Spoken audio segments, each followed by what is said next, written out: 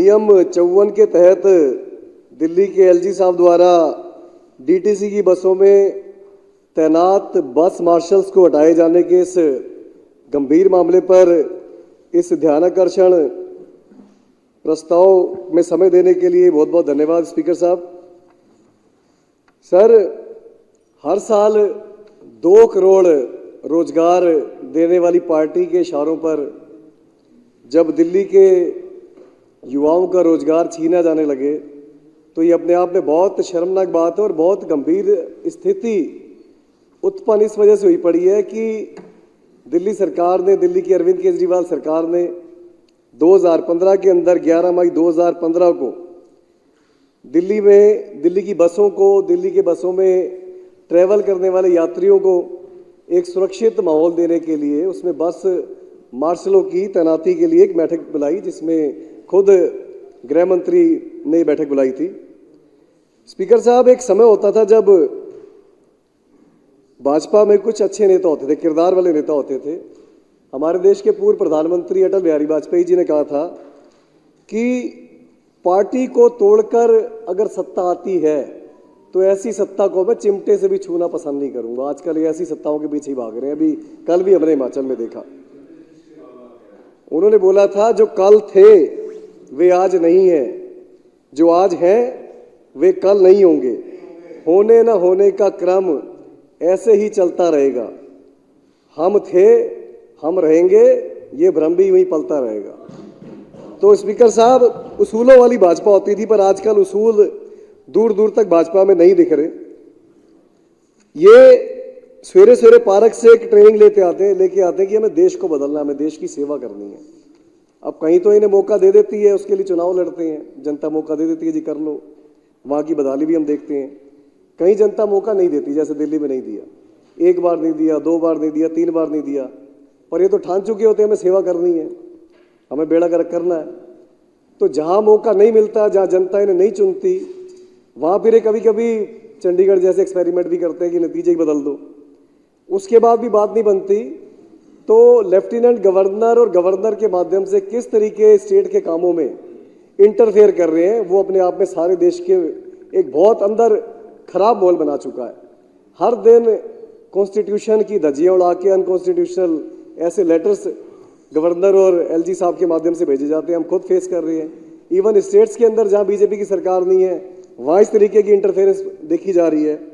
तो 11 मई 2015 की इस बैठक के बाद स्पीकर साहब, बस मार्शलों की कानूनी स्थिति पर आपत्ति और सवाल उठाते हुए डायरेक्टर होमगार्ड को एक ऑफिस लेटर जारी किया गया।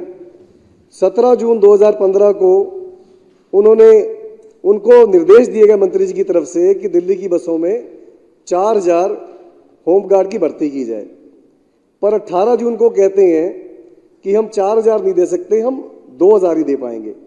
फिर दिल्ली के सीएम साहब एक मीटिंग करते हैं और कहते हैं कि दिल्ली के लोगों की जो बसों के अंदर सुरक्षा है वो बहुत जरूरी है। तो उस मीटिंग के अंदर वो कोई अल्टरनेट व्यवस्था खोजते हैं कि चलो सिविल डिफेंस के जो वॉलंटियर्स हैं उनको क्यों ना इनरोल कर दिया जाए। सिविल डिफेंस वॉलंटियर्स की अगर बात करूं स्पीकर साहब, तो ये वो वॉलंटियर्स हैं, जब कोविड का दौर चल रहा था तो उस दौर के अंदर घरों के अंदर जो लोग थे कोविड के मरीज, उनको खाना पहुंचाने से लेकर वैक्सीनेशन के दौर में जब लोग खुल के बाहर नहीं निकलते थे, तब तक सारी ड्यूटीज इन सिविल डिफेंस वॉलंटियर्स ने बखूबी निभाई है। इसके बाद लगातार ये सिलसिला चलता गया स्पीकर साहब, आगे बढ़ता गया। फिर एक बार इनकी तरफ से बोल दिया जाता है कि बसों के अंदर तो पैनिक बटन भी लगे हैं और सीसीटीवी कैमरा भी लगे हैं। सीसीटीवी कैमरा का अपना रोल है स्पीकर साहब, और पैनिक बटन का अपना रोल है। ये बाद में क्राइम कंट्रोल करने में तो सीसीटीवी कैमरा सहायक हो सकता है, पर उससे क्राइम रोका नहीं जा सकता।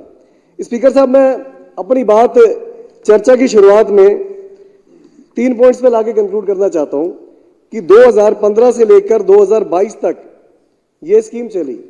अब ये कोई 1968 सिविल डिफेंस एक्ट का हवाला दे रहे हैं कि सिविल डिफेंस एक्ट के तहत तो इनको सिर्फ आपदा में यूज किया जा सकता है, और इस बहाने से इन्होंने एलजी साहब ने रेवेन्यू सेक्रेटरी के माध्यम से इनकी सेवाओं को समाप्त कर दिया बीजेपी के इशारों पर। अब स्पीकर साहब मैं एक चीज पूछना चाहता हूं, अगर ये योजना अवैध थी तो 7 साल कैसे चल गई? इसी सदन से हर साल बजट भी पास हुआ। और अगर वैध है तो आप क्यों बहाना मार रहे हैं कि इसको तो कैबिनेट की मंजूरी चाहिए, इसको तो कैबिनेट से पास होना चाहिए? अगर ये अवैध है तो आप उनके ऊपर क्यों नहीं कार्रवाई कर रहे? 7 साल तक जिन अफसरों ने बजट पास किया, और वैध है तो इसको फिर आप लागू क्यों नहीं होने देते? स्पीकर साहब, ये नाम तो बार बार राम का लेते हैं और राम के नाम के सहारे सारे ऐसे काम करते हैं जो राम जी को पसंद नहीं आते होंगे। मैं 2 लाइनें बोल के अपनी बात समाप्त कर रहा हूं। कितनी दिक्कत होगी पता है? राम समझ आ जाए तो राम राम तो कह लोगे, पर राम सा दुख भी सहना होगा। पहली चुनौती यह है कि मर्यादा में रहना होगा, और मर्यादा में रहने का मतलब कुछ खास नहीं कर जाना है, बस त्याग को गले लगाना है और अहंकार को जलाना है। अब रामलला के खातिर क्या इतना भी ना कर पाओगे? अरे शबरी के जूठे बेर खाओगे तभी तो पुरुषोत्तम कहलाओगे। अध्यक्ष जी, ये अहंकार भाजपा का इस देश को बर्बाद कर चुका है। चुनी हुई सरकारों के खिलाफ काम ना करने देने की इनकी आदत देश का भट्टा बिठा रही है। तो भाजपा वालों को परमात्मा सद्बुद्धि दे। दिल्ली के सिविल डिफेंस वॉलंटियर्स की सर्विस जो इन्होंने रोकी है वो बहुत दुर्भाग्यपूर्ण है। आपने गंभीर चर्चा करने का मुझे अवसर दिया, इसके लिए बहुत बहुत धन्यवाद। Thank you very much.